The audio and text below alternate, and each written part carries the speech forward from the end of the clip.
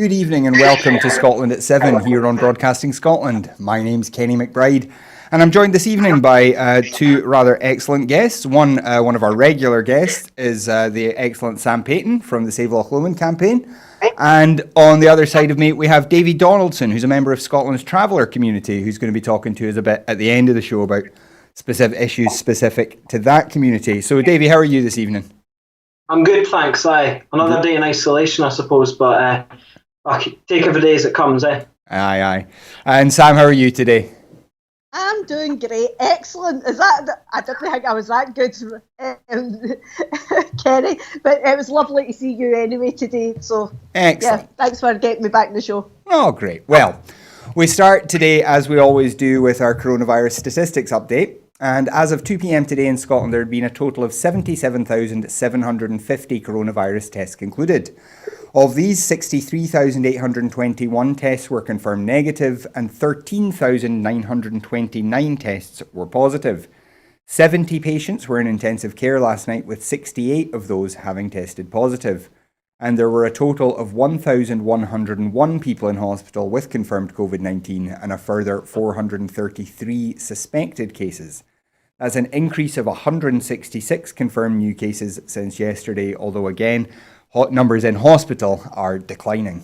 The number of patients in Scotland who have died from complications caused by the infection has sadly risen to 1,973. This number only includes those who have died in hospital having received a positive test for the virus. And the latest UK daily figures available show that 32,692 patients who tested positive for COVID-19 have sadly died from their illness, an increase of 627. And that number does now refer to deaths in all settings, not just those in hospitals. And today the NRS released their figures for Scotland for last week. So as at 10th of May, week 19 of the year, 3,213 deaths have been recorded in Scotland where COVID-19 was mentioned on the death certificate, according to statistics published by National Records of Scotland today. Between 4th and the 10th of May, 415 deaths relating to COVID-19 were registered, a decrease of 110 from the previous week. Deaths involving COVID-19 as a proportion of all deaths rose from 16% in week 14 of this year to 36% in week 17, but has fallen to just 29% in week 19. This is the second weekly reduction in a row of deaths involving COVID-19. And for the first time, NRS has today published additional analysis looking at the impact deprivation has on COVID-19 mortality. This shows that people living in the most deprived areas of Scotland were 2.3 times more likely to die with COVID-19 than those in the least deprived areas. It also shows that 91% of people who died of COVID-19 in April had at least one pre-existing condition. The most common pre-existing condition was dementia and Alzheimer's disease, followed by ischemic heart disease. The total number of deaths registered in Scotland last week was 1,434, roughly 39% more than the average number of deaths in the same week over the last 5 years, which was 1,034. That's a decrease of 245 from the number of excess deaths registered in the previous week.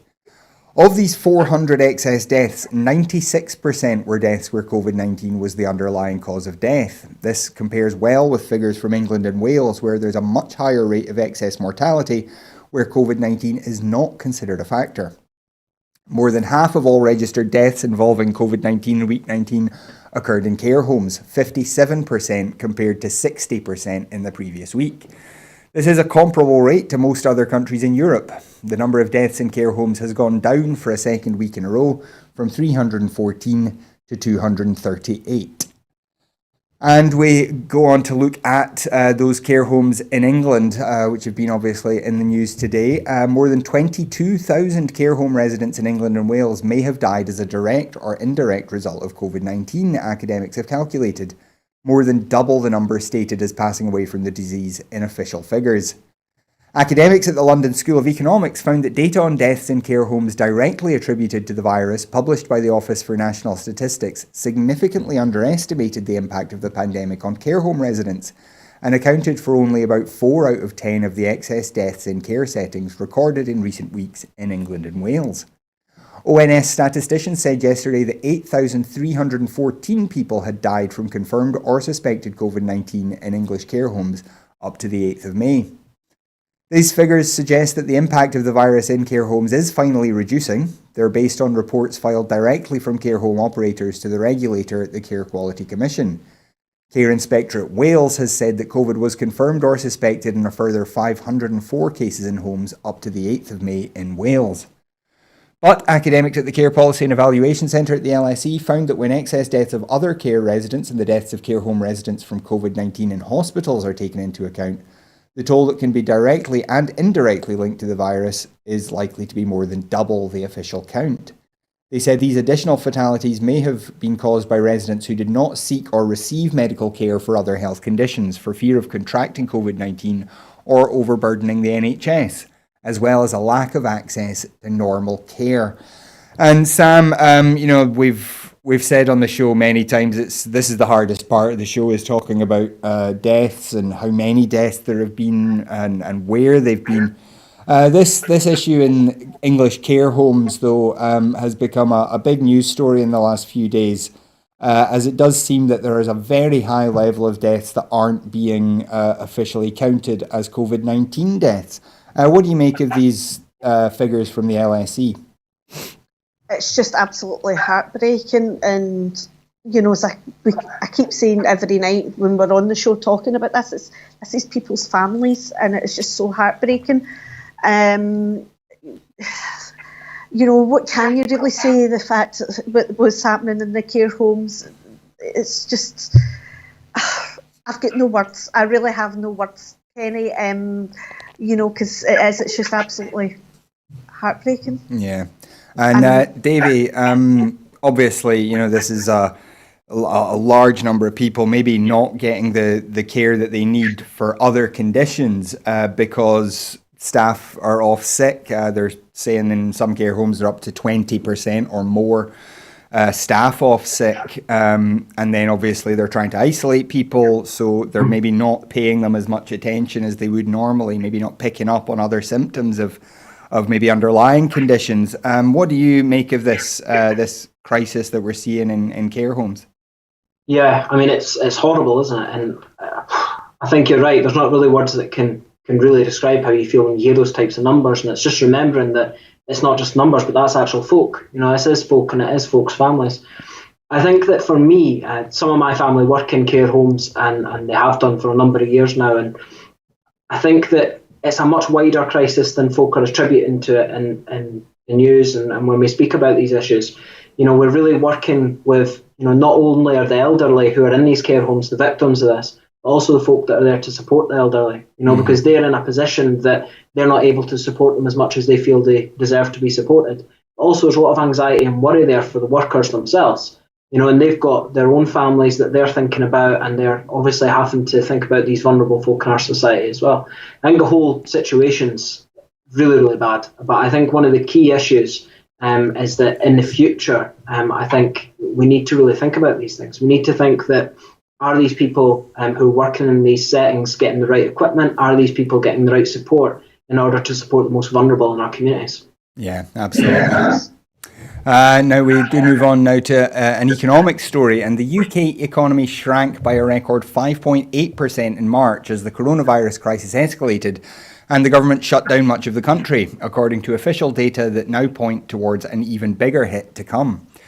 The monthly drop in gross domestic product was felt in almost all sectors, from shuttered restaurants and bars to building sites and factories, and was the largest since comparable records began in 1997. In the first 3 months of the year, GDP contracted by 2% from the last 3 months of 2019, the biggest drop since the depths of the financial crisis in late 2008, the Office for National Statistics has said. The Bank of England said last week that the contraction of the economy in the April to June period could approach 25% and lead to the largest annual decline in more than 3 centuries. It has been reported that Treasury officials have warned Chancellor Rishi Sunak that the budget deficit could swell to a record £337 billion this year, from just £55 billion forecast in March. The Bank of England said last week the economy could rebound if coronavirus restrictions are lifted, penciling in a 15% recovery after a historic 14% fall in GDP for the year as a whole. But it warned that recovery might be slower, especially if consumers prove cautious about returning to their normal lives, a view now shared by many economists. And Sam, I mean, obviously we've been seeing an economic decline as so many businesses are shut down.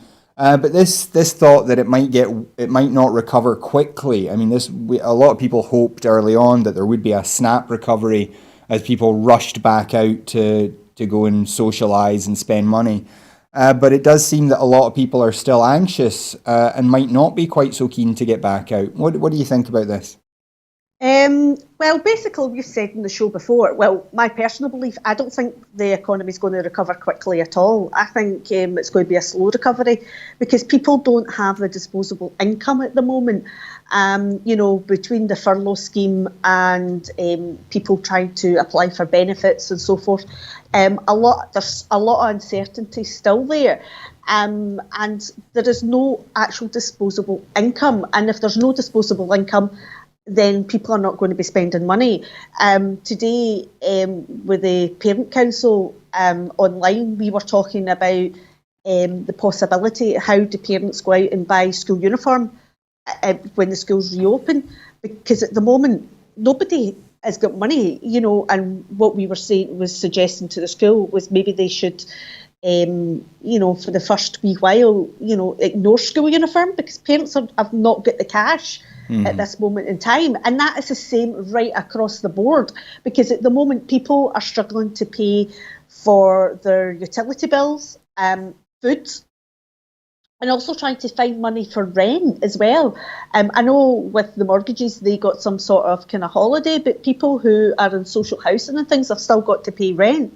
And if they're not getting their wages or the furlough scheme, depending where their employers are in terms of getting that money from the government, and also as well self-employed as well, there's still kind of gaps there. So there's lots of people, such huge chunks of society right now that have no disposable income. So I don't see the economy recovering very quickly. And I'm actually shocked that these experts and economists actually seem to think that it would have bounced back quite quickly when we've seen people, we all see it or hear about it right now about people struggling with money. Yeah, I mean, I think the hope initially was that it would be a very short lockdown and it would be a very quick bounce back, but clearly that doesn't look as likely now.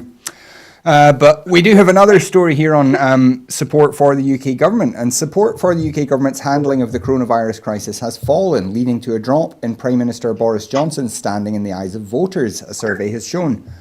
49% of respondents in the survey by polling firm Kantar thought the government was doing fairly or very well on coronavirus, down from 61% in April, while 43% said its handling was fairly or very poor, up from 30% in April.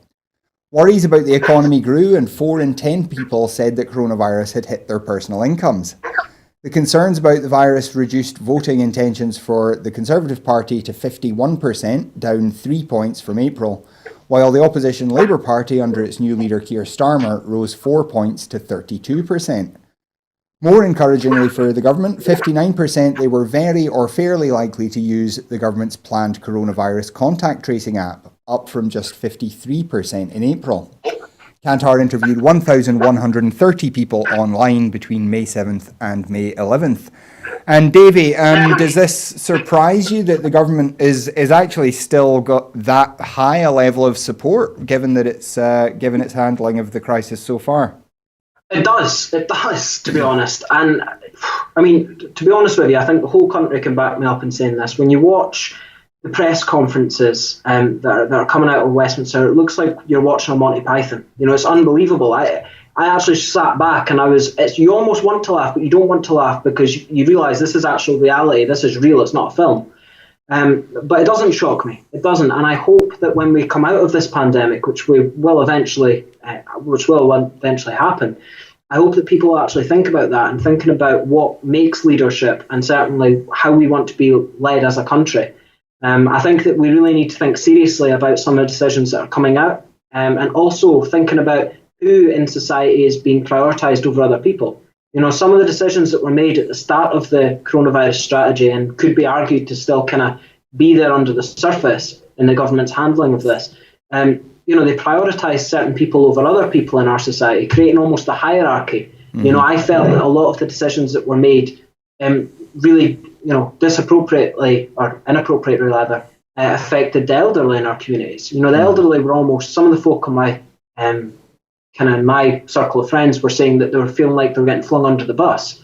And I think that that's a real issue, and I think that that's been reflected in the government's trust ratings going down. I think that we really need to think about this in the future. Yeah. I imagine we will continue to see those numbers change over the coming months, but we will keep an eye on those. But other people have had their say on the government's policies as well. EU diplomats have dismissed Michael Gove's suggestion that Brussels and the UK could negotiate a trade deal with tariffs on goods in 6 months, saying it will never happen. Giving evidence to the House of Lords EU committee last week, Gove said the government could modify our ask by giving up on a zero tariff, zero quota trade deal in order to keep the UK free from a duty to adhere to European standards on workers' rights, environmental protections and state aid. Saying the UK might end up like Canada, which signed a trade deal with the EU including some tariffs and quotas on agricultural goods, Gove said, "We will regret that. We will think that it is a missed opportunity, but if that is the price that we have to pay, then there we go." The two sides are trying to negotiate a deal with zero tariffs and zero quotas, but the UK is resisting EU calls to maintain common standards in exchange for that free trade. EU diplomats said Gove's proposal was incompatible with the government's refusal to extend the transition period. If we are going to negotiate specific tariff lines, even if it is only a couple of hundred, there is no possibility that we will do that by the end of the year, said one EU diplomat with experience in trade negotiations. That's completely unheard of. It will never happen. But if we are going to go into a line-by-line negotiation, this will take 2 years. And Sam, we've talked again about this on the show before. What do you think about this from Gove, that they're willing to sacrifice the best trade deal in order to get a trade deal done quickly? Am I allowed to say numpty on air? Yeah, I think you are. Yeah, that's basically the kind of best description of Gove I've got at the moment. It's just unbelievable. They're wanting these trade deals to fail. They really are. And they are going to use COVID as the perfect excuse. They're not interested in doing trade with the EU in any shape or form. They're just going to keep going. And they don't care how it's going to affect the economy. All they care about is how it's going to affect them. They're prioritising their own needs. What about the rest of the UK and how all the other businesses, all the people that do kind of business with the EU and around the world, they just don't care. They really just do not care. So yeah, the word numpty comes to, yeah. So, yeah. I won't have been a few words tonight, I'm afraid. Numpty, yeah. Yeah, well, we will obviously keep watching what happens with the EU negotiations. As we've said before, there needs to be a decision made by the end of June if there's going to be an extension past the end of December. And if there's not, then the EU says that a deal would have to be done by October in order to allow time for ratification before the end of December. And Davey, how is the Brexit debate? I noticed the Romano Lau post flag on your wall there. What's been the reaction amongst kind of travelling communities about the Brexit issue in particular? Yeah, amongst travellers, I think the reaction's been the same as the rest of the society. We're obviously really worried about what it'll mean for travelling. A lot of travellers shift into mainland Europe, into France for festivals and conventions, but also they shift further afield into Belgium and Germany and Central Europe for work. So there is a lot of worry around what that will mean for travel restrictions, also what it will mean for Irish travellers. A lot of Irish travellers here resident in Scotland, but they do go back and forth to Ireland quite regularly. So, will this change that relationship? We're not entirely sure. There's been a lot of ambiguous kind of remarks made by politicians, talking about some of the deals that had been made in the past between Ireland and mainland Britain and the UK. But there's not that much certainty on it, and that obviously, when it filters back down again, travellers tend to be one of the last communities to find out about these decisions, and certainly in a lot of cases they're not considered when these things are happening. So I think in terms of travel restrictions, there's a lot of worry, but also in terms of work and employment, there's a lot of worry. But in saying that, there is a degree of opportunity in Brexit for travellers. It's not really been spoken about much within the community, but when you think about the traditional work of Scottish travellers here in Scotland, it was, working with the berries or lifting tatties, working in agriculture. Now, a lot of that trade ended for travellers when we started to see migration from Europe. Farmers prefer to have cheaper labour, and so a lot of the travellers were pushed out of that traditional trade. So some people are starting to say, and I don't know whether I believe it myself or not, but some people are starting to say, does this then open up a gap in the employment sector for travellers to go back to one of the trades that we traditionally did? Well, that is interesting. We will hopefully talk to you again about that as we get a wee bit closer to Brexit time. But we move on now. And hate crime directed at South and East Asian communities has increased by 21% during the coronavirus crisis, ministers have told MPs. A session of the Home Affairs Select Committee on Online Harm since the onset of the pandemic also heard that incidents of revenge porn, the sharing of private sexual material of another person without their consent, either online or off, had increased. Susan Williams, the Home Office Minister for Countering Extremism, told the committee that extremism generally had not increased, but there had been a rise in specific types of hate crime. She said, I've been speaking to our hate crime lead and there's been a 21% uptick in hate incidents against the IC4 and IC5 communities. Police use IC codes in radio communications and crime recording systems to describe the apparent ethnicity of a suspect or victim. IC4 relates to South Asia and IC5 to East Asia. Incidents of hate crime against people from Chinese backgrounds in the UK have been well documented in the run-up to and during the lockdown period, including individuals being spat on and assaulted.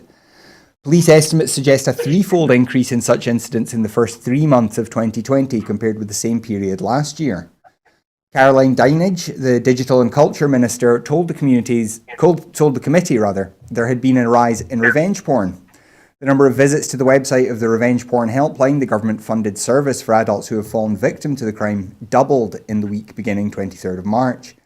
The rise is thought to be driven by the increased use of the internet and social media during the lockdown. Dinenage also said Action Fraud, the UK's National Reporting Centre for Fraud and Cybercrime, had received 1,300 reports related to COVID-19, amounting to some £2.8 million. And Sam, we're all spending a lot more time online, given that we can't go outside. Does it surprise you that we've seen this spike in hate crime, first of all, towards people from East Asia? It should surprise me, but it doesn't, because just before lockdown, I was speaking to a gentleman who owns a restaurant locally to where I stay, and he's originally from China, and he stayed in Scotland for about 30 years, and he was saying even just between December and before our lockdown, he had himself been subjected to abuse. There's absolutely no excuse for it apart from ignorance, and it doesn't matter who's been abused, or which community. There is no excuse for it. It comes down to sheer ignorance, and it just totally maddens me.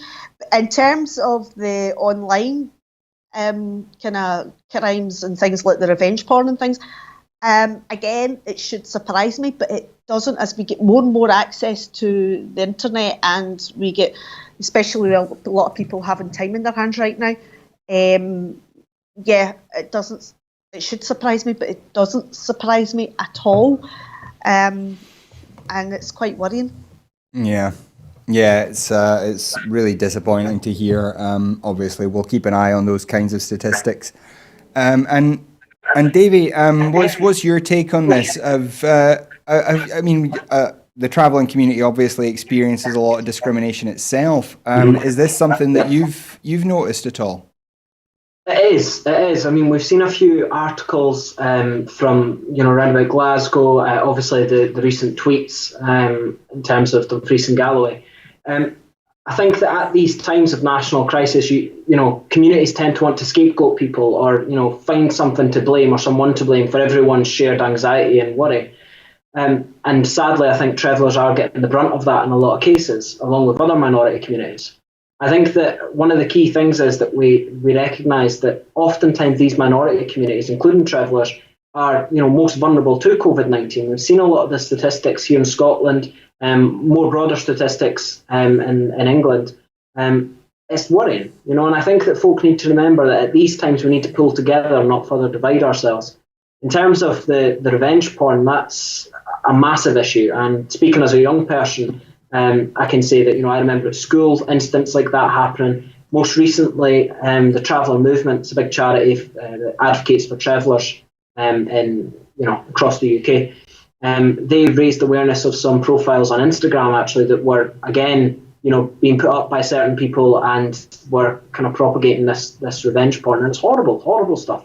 The actor John Connors, he spoke out about it. There's been a lot of advocates in the community speaking out against it, but I think that we really need to make sure that young people are protected against it, but also that young people recognise that if they take videos, if they take pictures, that's there forever. You can't get rid of that stuff. So I think that people need to take it more seriously, but also people need to take it more seriously in helping young people to make the right decisions when the time counts. I think as we as men especially need to kind of be a lot more resistant to that kind of thing. It's not funny when your mate shows you something. That's not a positive thing, and we should all be ready to stand up and say so. Exactly. Moving on though, the SNP has called on the UK government to rule out a return to Tory austerity after reports the government is considering imposing damaging cuts, including a public sector pay freeze. Responding to a leaked Treasury document, SNP Shadow Chancellor Alison Thewlis said that imposing another decade of Tory cuts on millions of people, including NHS workers, was not the right response to the coronavirus crisis. Commenting, Thewlis said, "The UK government must rule out a return to Tory austerity, which has damaged the economy and caused devastating harm to people, public services and communities across the UK. Reports that the Tory government is considering imposing more damaging cuts, including freezing public sector pay, will be deeply concerning for millions of people who are already struggling. We must learn the lessons of the last economic crash and choose to protect our public services and ensure that people are not pushed into further poverty and hardship." And Sam, we've talked a wee bit. In fact, Alison mentioned on the show herself the other day that one of the reasons we've found this crisis so difficult is because of the amount of austerity we've been through over the last however many years. We've seen cuts in public services. We've seen the NHS cut to the bone, and it's made a lot of things a lot harder to cope with. What's your reaction to this report that Alison Thewlis was commenting on? Yeah, I mean, it doesn't surprise me. It's Tories. What do people expect that voted them in? They're going to use any excuse whatsoever to go and make cuts necessary. That's what they do. But I think it's absolutely disgusting. And Alison's correct. That is why we're struggling to deal with COVID-19 pandemic at the moment so much, is because of all the austerity cuts we've had for 10 years. It's just absolutely mind-boggling as to why, the Treasury would even consider going down that path again, especially when at the moment when we don't know what's going to happen with COVID-19. We don't know what the future holds. We don't have a vaccine. We don't have anything, antibody testing. We've not got all the testing and everything rolled out properly yet. We don't have things in place yet. And then they're talking about austerity cuts. Mm-hmm. It's just absolutely mind-boggling. But hopefully at the end of this, people are going to actually see what the Tories actually stand for, which is austerity. And the previous story, couple of stories back about the support falling for the UK government. I'm not surprised. What I am surprised with, it's not fallen more. and people actually still have faith in them. It's like, come on, you sit and you watch these briefings, you see what's happening, and people actually still believe in them. It's like, are they wearing rose-tinted glasses or something? Are they seeing something that we're not seeing? Yeah, and Davey, I mean, as you said, very often it's the most disadvantaged communities that come out worst whenever there are these kind of cuts. How concerned are you that this might be what the government's got in mind for getting us back out of this crisis? Extremely concerned. I mean, the whole notion of austerity was ridiculous in my mind. I mean, look, I'm not a politician. I can't speak for politicians, but from a normal everyday perspective, if your country is running out of money, you don't cut the services to the people who are the most disadvantaged. The people you go for is the people who have the money. They're the places you go. That's what should happen. We didn't see it happen in 2008. We didn't see it in austerity measures since then. And I think that after this, I'm really, really hoping, hand on heart, that people will actually have a reality check, and think, well, who are our key workers? Who should we be supporting? Where should our money be getting spent? Are we spending it in the right places? I'm hoping that your everyday person will be a lot more political after this pandemic, and I hope that this pandemic will show people what it's really like. It's kind of broke down that facade that Westminster's built up for a long time, and I'm hoping that people can see through it. But to be honest with you, like Sam, I'm concerned that people aren't seeing through it. Yeah. Well, we move on now to a couple of stories from Westminster today. And SNP MP Neil Gray has called on the UK government to introduce an appeals process in its furlough scheme to ensure guidance is being followed and to protect people from avoidable and unfair redundancies. At PMQs, the MP raised with the Prime Minister cases where employers are refusing to furlough staff either because they do not fully understand the guidance or are unwilling to properly adhere to it, leaving many without jobs or a source of income during this health crisis. The Prime Minister assured Mr Gray that he would look into the matter. And the SNP has said the Tory government moves to stop virtual participation at Westminster could increase the risk of infection in communities and effectively lock Scotland out of Parliament. Following today's House of Commons business statement, SNP Shadow Leader of the Commons Tommy Shepherd MP said, Tory moves to stop virtual participation at Westminster would create an unnecessary risk of infection in our communities and could effectively lock Scotland out of Parliament. The clear message in Scotland is stay home to protect our NHS and save lives. The option of virtual participation must remain so Scotland's MPs can continue to hold the UK government to account and represent our constituents safely. Requiring MPs to travel back and forth hundreds of miles across the UK would disrespect Scotland's more cautious approach and risk spreading the virus in communities across the UK.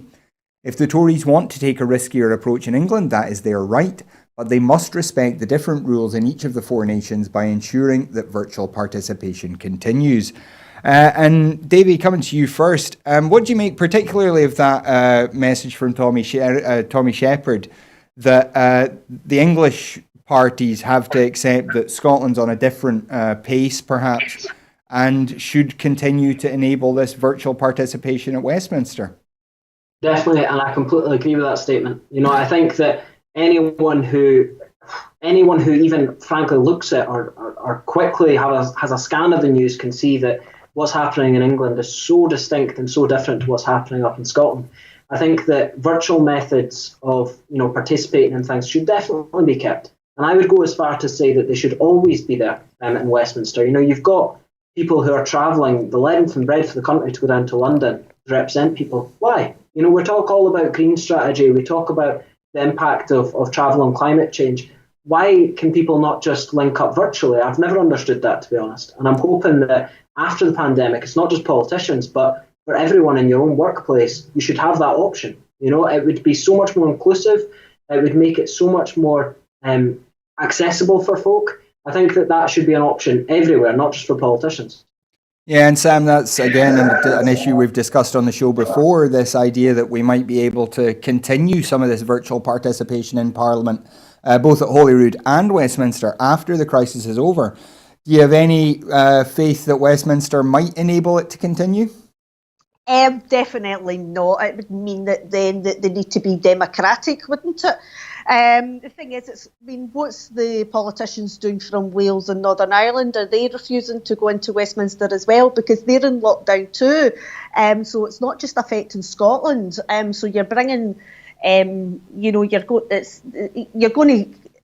to risk the chance of spreading the virus back into other communities and the other nations as well. Mm-hmm. But no, the virtual, being able to do it virtually there should be no questions about that. It should be happening. At the end of the day, was it just today? I mean, I never really seen the news today. I kind of stayed away from the news today. I had a break from it all. But I did see a small snippet where there was a bit where they've said that with England, people are allowed to travel around England, but they're not allowed to cross the border into Wales, and they're not allowed to cross the border into Scotland. Mm-hmm. So that came out today. So if that's the case, then why are they saying that the Scottish MPs need to cross the border into England to sit in Westminster? Yeah, that seems a bit contradictory. Yeah. Or am I just playing devil's advocate here? Yeah, no, I know Adam Price from Plaid Cymru has made a similar point about that both people, kind of tourists and second homeowners crossing into Wales, but also the problem for Welsh MPs being expected to go back to London sooner than they might be comfortable with. So again, obviously, we will keep an eye on that. But it is, unfortunately, a bunch of smaller parties facing up to Jacob Rees-Mogg, which is always a challenge. Moving on, though, Spanish authorities are planning to keep borders closed to most travellers from abroad until July, in a move to try and avoid a second wave of contagion from the coronavirus, according to reports today. Land borders with France and Portugal have been closed since a state of emergency was declared in mid-March to fight the pandemic, pushing the economy to a near standstill and hitting its key tourism sector hard. Spain has started easing the lockdown for its residents as the pandemic gets under control, and decided in parallel to apply a 2-week quarantine for foreign travellers, practically shutting the border to air and maritime travel to avoid importing new cases from other countries. The quarantine measure is due to expire on May 24th when the state of emergency lapses, but both can be extended in any case. In any case, restrictions on travel are likely to remain in place for much longer than May 24th, no matter how crucial tourism is for the Spanish economy, sources have said. Spanish government sources reported to have said that when Spain reaches the new normal, it can start opening borders with Schengen countries in early July. And Sam, especially, that mention of that they could open borders with Schengen countries in early July, that would still obviously put people from Britain outside that circle, which means even at with the best bets, we're unlikely to get Spanish holidays this year. Oh, what a shame! I'm sure we're really going to suffer from that one. At the end of the day, Spain's got to do what's right for their citizens, and if that's closing the borders, they've got to do so.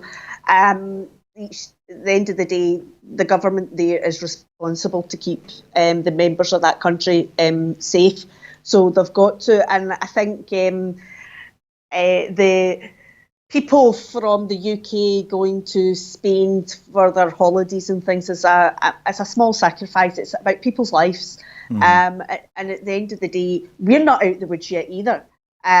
So it's just a very small sacrifice, and it makes a lot of sense. It's common sense, isn't it? Yeah. And Davey, I mean, we've seen countries all over Europe close their borders. I mean, every country in the EU has closed its borders to some extent in the last month. And here's Britain, newly out of the EU, not closing its borders. What do you think about that contrast? Yeah, I think it's funny because when you look at the key debates which characterised the Brexit debate, closing the borders was one of the key narratives that was put out there to the public, and certainly one that garnered a lot of support in England, I know. I think I agree with Sam on that. I think countries should be able to take the decision to close their borders to support and protect their own communities. It's common sense that the way that this virus spread so quickly was through international travel. It was being able to travel quickly through communities and go to different countries. If we're able to try and contain it, it's common sense to close the borders to keep it contained for now. Yeah, absolutely. And now back in Scotland. The second set of emergency laws to be made in Scotland during the COVID-19 pandemic must protect vulnerable tenants, the Scottish Greens have said. Following a Scottish Government U-turn on the needs for students to be freed from restrictive private accommodation contracts, the Greens will lodge amendments to the new emergency bill to protect other vulnerable tenants. These will include a 2-year rent freeze following the expiry of the emergency period. Commenting, Scottish Greens housing spokesperson Andy Whiteman said, "This pandemic is not only affecting people during the crisis, it will have impacts beyond the emergency period, for example on indebtedness and importantly on housing.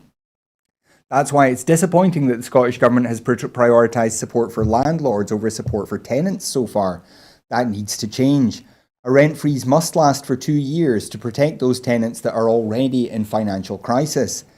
Greens will also bring forward amendments to ban rent arrears accrued during the crisis being grounds for eviction after it's over, and to introduce a tenants' hardship fund to match what the SNP and the Tories have provided for landlords.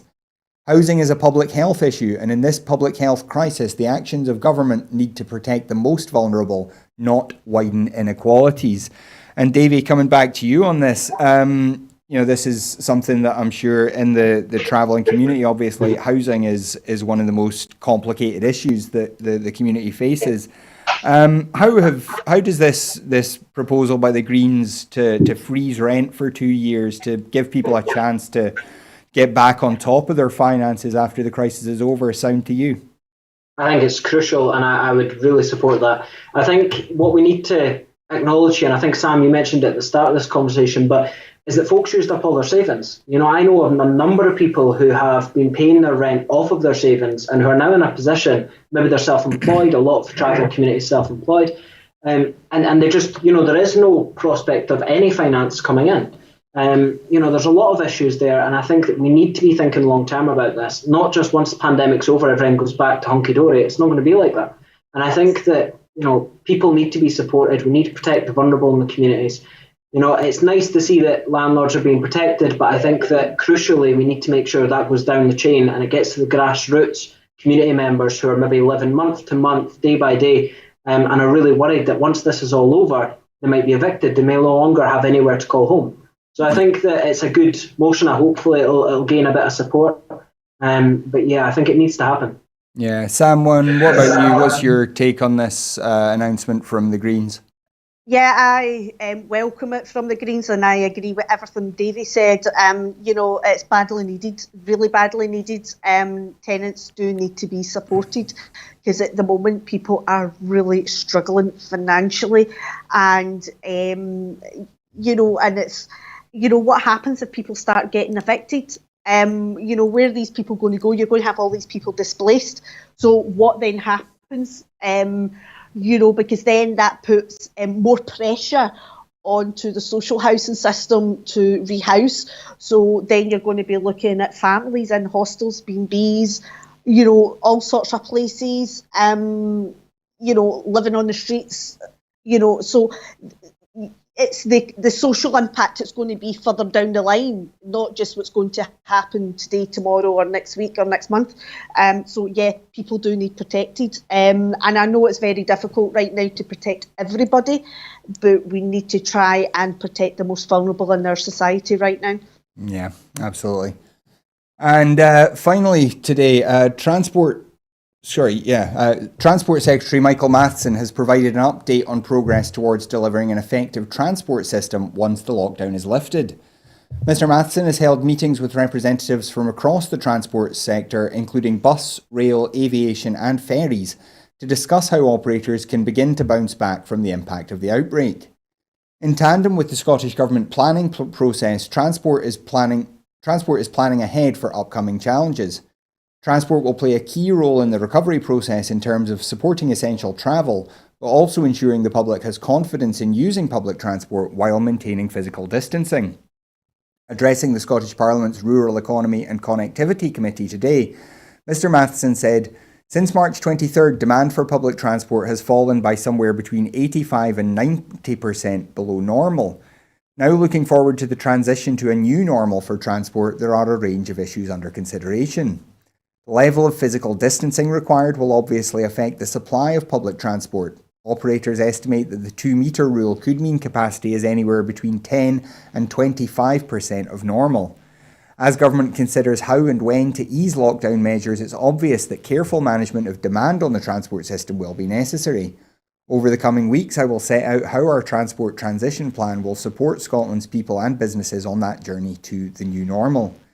The plan will set out what steps public transport operators will take to make our buses, trains and ferries as safe as possible. It will provide guidance to the public and business on how and when to use public transport, reinforcing the importance of continued working from home, staying local and walking and cycling.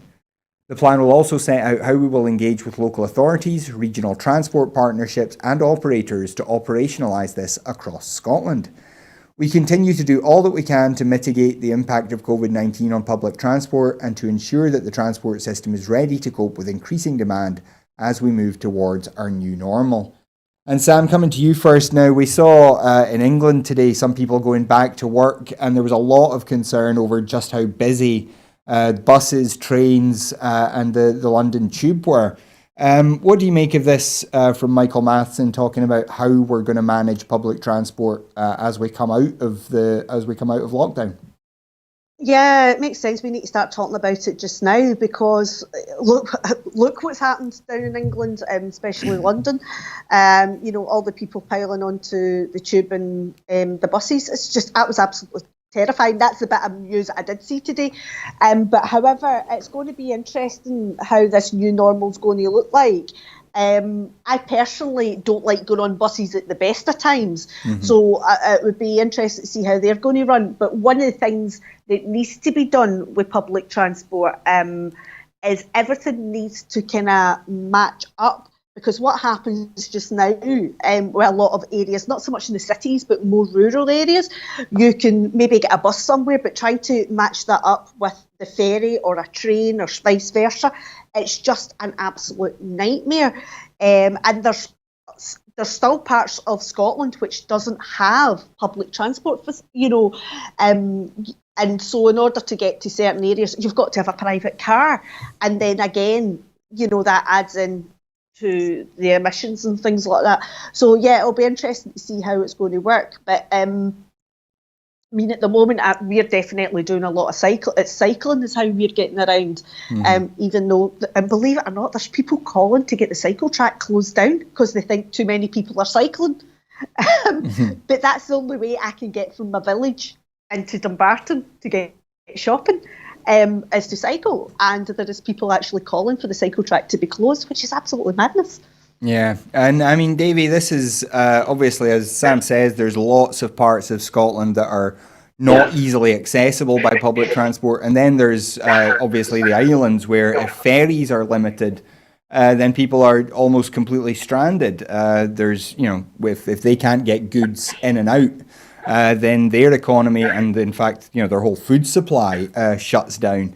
What do you make of this, and what do you think needs to be done in terms of transport as we move out of lockdown? Yeah, I mean, there's a couple of things that I think we need to be more proactive, or not we, but the governments need to be proactive in giving advice to companies that are actually running these services. We saw when they announced lockdown and when they announced, folks should be isolating and all these sort of measures, the shops were, I don't know what it was like for the rest of us, but the shops they didn't know what they were doing, and different shops were putting in different measures, different shops, the staff themselves weren't sure how to work the measures, they weren't sure what measures they were putting in or what they shouldn't put in. It was a chaos, it really was, it was complete chaos. I think that if they're going to announce, one, at the end of lockdown, and two, if they're going to try and allow people to use public transport, I think they'd really need to support the staff and those companies to make sure the measures that are put in place are proper, that they work, that they're fit for purpose, and they're not just there to look good. I think also, though, there's a worry, and it was especially in some of the stuff that's coming out of the Westminster briefings around the narrative of public transport. A lot before the pandemic, a lot of climate activists were very, very keen to try and encourage people to use public transport to try and cut down emissions. But of course, even I saw a message come out of Westminster, and it was advocating that you don't use public transport and use a private car. That's complete opposite to what we want. And I think certainly after this pandemic, I think public health needs to be considered. we also need to consider how the messages we're putting out into the public will have a lasting effect on other things like climate change. Yeah, absolutely. It's all a big interlinked problem. But when we think about, obviously, transport, the travelling community is kind of defined by the fact that it's not, it doesn't move around, and yet at the moment, or rather that it does move around, and at the moment we have rules saying that we're not supposed to be making non-essential travel. So, Davey, how is that specific part of the lockdown affecting the community? It's extremely, extremely difficult. I mean, it's worth noting that not all of our community live on the road all year round. A lot of the community members, especially the more vulnerable, maybe older ones or families with children, they settle into somewhere permanent over the winter. And then once the spring comes back around, so this time of year now, all the families would, or a lot of families rather, would be back on the road. So for a lot of people, it's really affecting their mental health. We're seeing rises anecdotally in depression, anxiety. There's a lot of worry within the community that, you know, they might not be able to go back on the road this year. It might be winter before the lockdown measures are eased. You know, there's a lot of anxiety there. The elder members of our community, who of course are shielding, they might be shielding alone. You know, my granddad, for example, he's in a house on his own. He would be back on the road at this time of year, surrounded by his family and his grandkids and his brothers and, you know, everybody else. So it's having a massive impact on the mental health of people. But also it's having a massive impact on finances. You know, a lot of families rely upon their travelling season to make their money. You know, they'll have regular shifting patterns that they'll do in order to make money when they're on the road to tide them through the winter. A lot of our work's seasonal. So there's a lot of worry in terms of that. But also, I mean, more practically, families just have nowhere to stop. You know, a lot of our families they don't have accommodation that they can rely on, permanent accommodation. So in a lot of cases, families that are on the roadsides are facing hostility from local settled people. You know, most recently we saw an example on Twitter, and there was hostility there. The police are being caught in between of the hostility and the fact that they need to protect the community. And the way, of course, to protect the community is by not moving on travellers. The travellers themselves need to be able to isolate. You know, in many cases, they need to be able to shield. You know, there's a disproportionate amount of long-term health conditions within the traveller community. So they need to be able to shield, they need to be able to get access to services, and the only way we can do that is by having a stop on evictions and being able to, you know, get access to basic services folk take for granted: bins, toilets, water. You know, things that in this day and age you thought would be accessible to everyone. It's not. So I think what we really need to see is that communities need to come together. And they need to not divide each other during this time, but during this pandemic actually grow stronger together.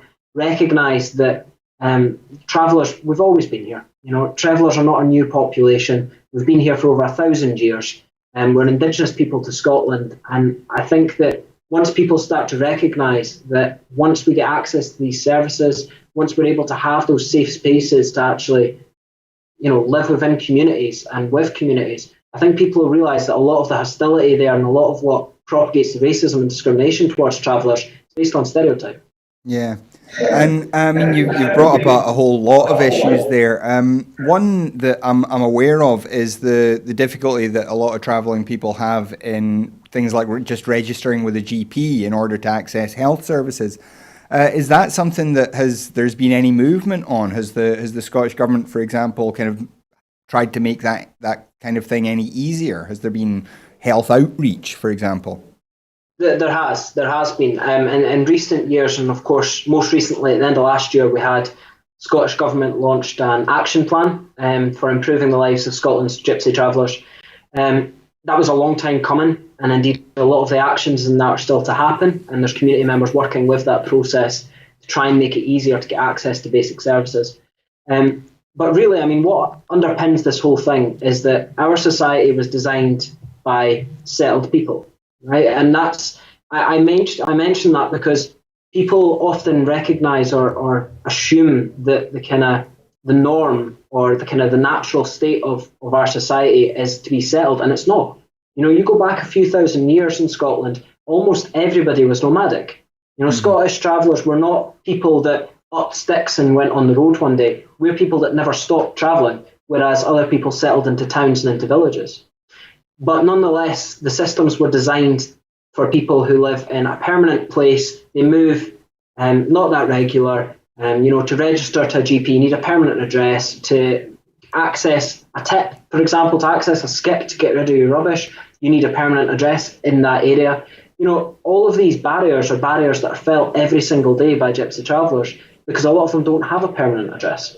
And even when we do have a permanent address, maybe be that a council site, for example, which for all intents and purposes is social housing for travellers, even if we live on a site, there's still issues with being able to use that as a permanent address because a lot of the settled community assume that because it's a site, it's still non-permanent and there's still that degree of movableness in terms of your accommodation. And I think that that's a real issue, and it'll take a long time for our society to undo all of that. But it's really about redesigning the systems, redesigning how we think about these things, to try and help the vulnerable community members that we have.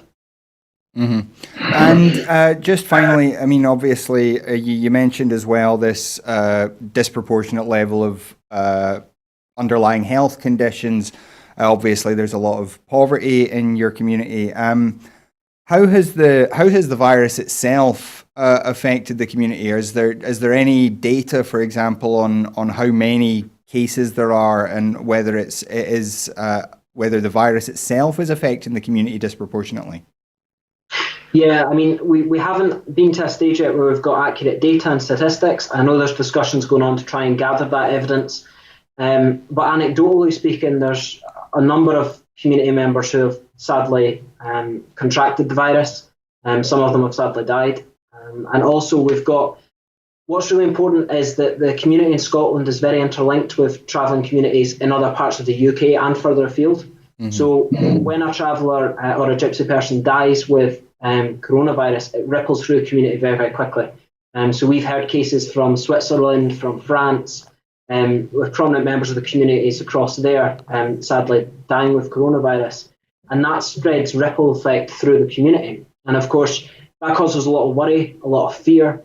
So yeah, like all communities, we're in a lot of fear right now around coronavirus. But we're just hoping that we can, ride it out and hopefully we can get to the other side and without too much tragedy.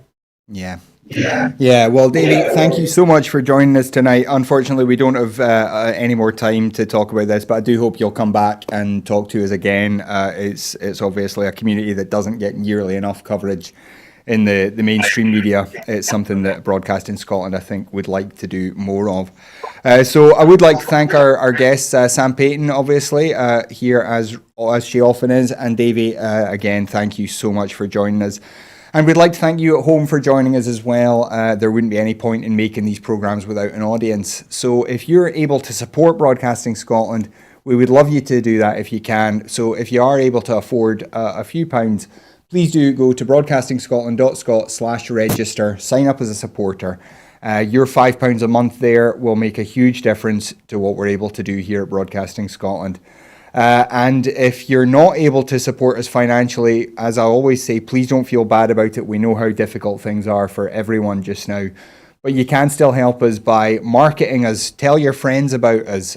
Share us on social media. You can find us on Twitter at Broadcast Scot, which is on the screen just now. You can also just search Broadcasting Scotland on Facebook. If you link up with us there, you can then share the shows out as they come up. Let people know what you think of them, why you enjoy watching them, maybe highlight something that's been interesting on the show to you.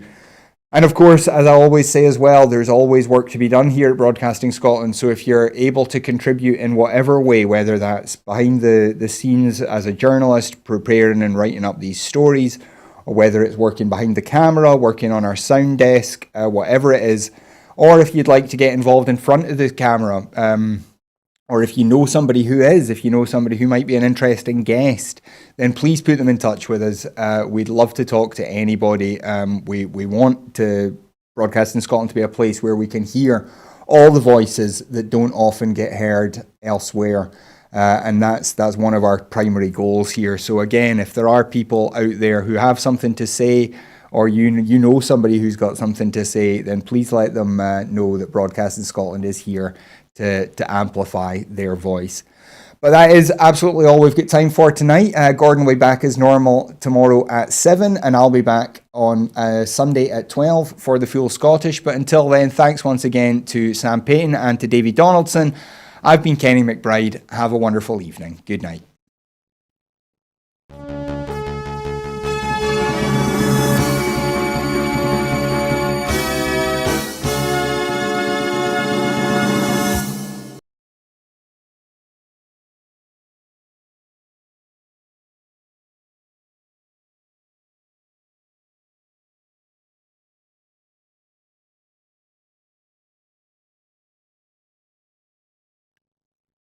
Lovely.